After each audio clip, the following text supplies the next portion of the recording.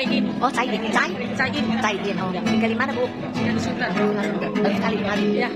Diajak siapa? Oh, itu suami. Selamat datang, Pak. Jangan lupa diteruskan. Selamat sore. Sama.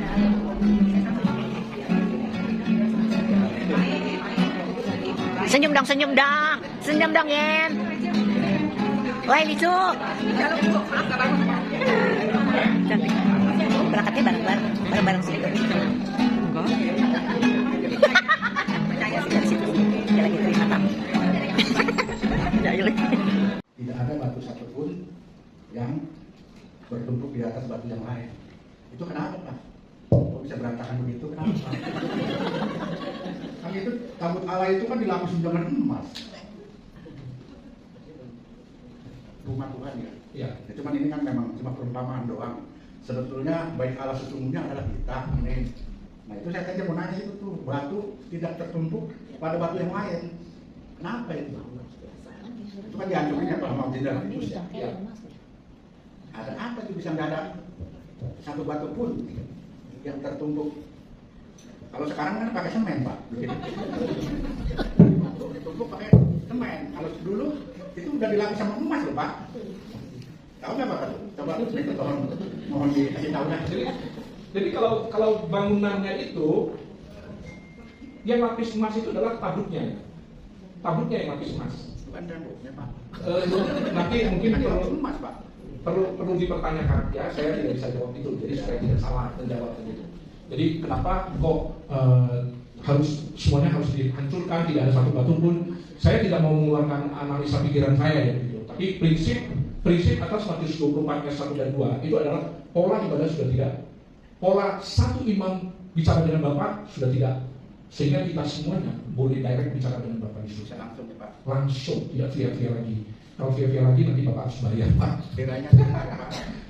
Tirainya sudah dihancurkan, sudah terbelah, sehingga setiap kita boleh ketemu dengan Bapak di surga.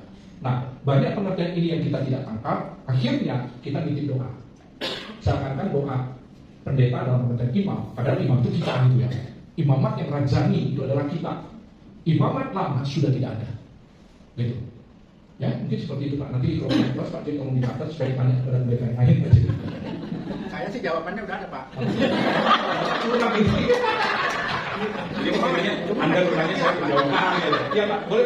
Itu masih kira-kira. Pendeta saya juga nggak lihat.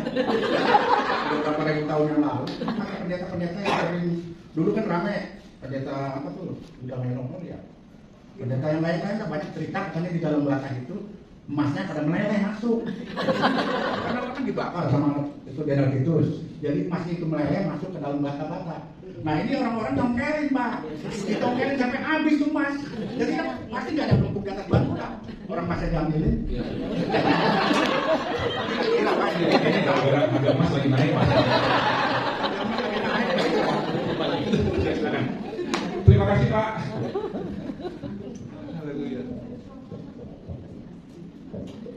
Yang sedikit yang saya tahu, kalau bait suci itu dilapis emas itu pada bait suci waktu Salomo yang membuat ya.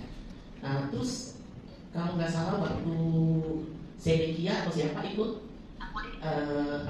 anak-anak dari Salomo itu keturunannya, dan waktu raja dari Persia kalau nggak salah itu mengancam dan minta upeti itu ya. Jadi mereka mencungkili emas-emas dari bait suci itu. Jadi kalau yang zaman bait suci zaman Tuhan Yesus itu udah, kalau nggak salah Yehezkiel ya. Yehezkiel itu yang dia pulang dari Babel.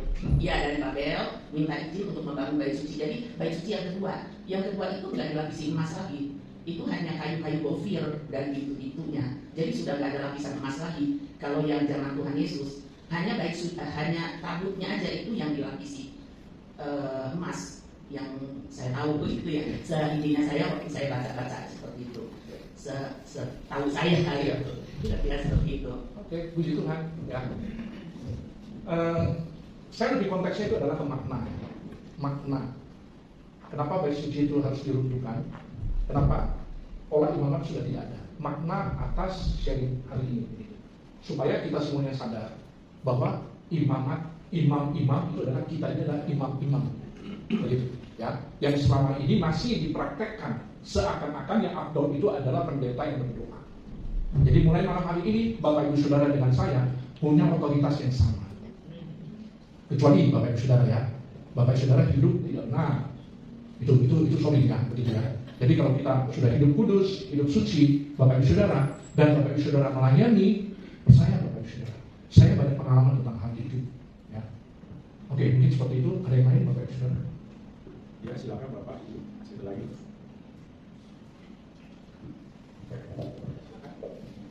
Oke, baik. Saya jadi ingat apa yang dituliskan di dalam firman Tuhan ya mengenai imamat ya Pak. Jadi 1 Petrus 2:9 nyatakan bahwa tapi kamulah bangsa yang terpilih, imamat yang merajani, bangsa yang kudus, umat kepunyaan Allah sendiri, supaya kamu memberitakan perbuatan-perbuatan dari Allah sendiri. Jadi ini sangat mengkonfirmasi apa yang disampaikan oleh Pendeta Tommy Manuel pada malam hari ini untuk kita semua, yang untuk kita mulai bergerak sebagai individu-individu yang merupakan bagian dari imamat yang merajani itu.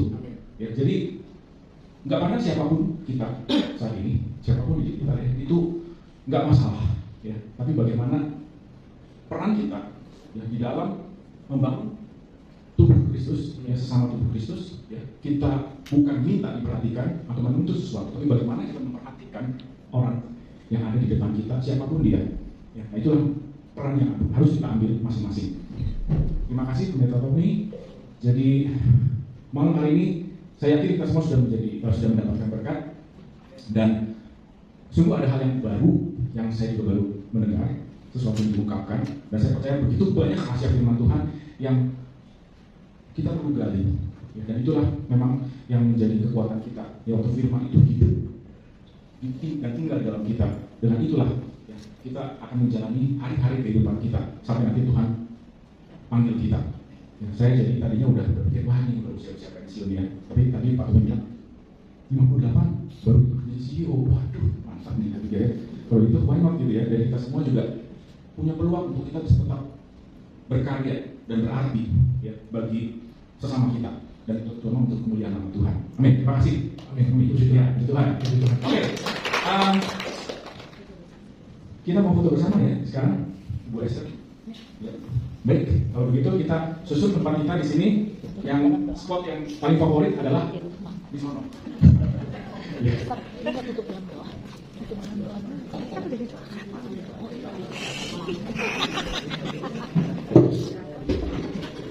Iya, lupa.